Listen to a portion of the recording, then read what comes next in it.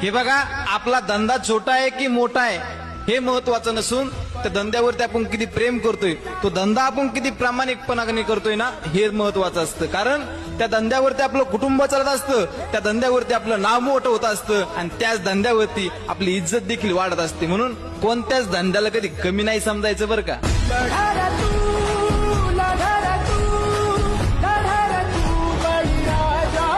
हे बघा, आपला धंदा छोटा आहे की मोठा आहे हे महत्वाचं नसून त्या धंद्यावरती आपण किती प्रेम करतोय, तो धंदा.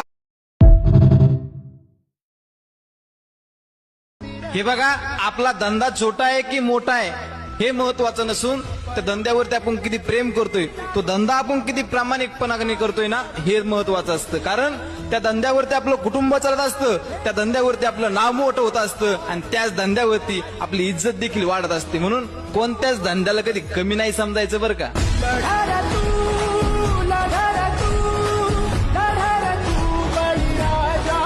हे बघा, आपला धंदा छोटा आहे की मोठा आहे हे महत्वाचं नसून त्या धंद्यावरती आपण किती प्रेम करतोय, तो धंदा.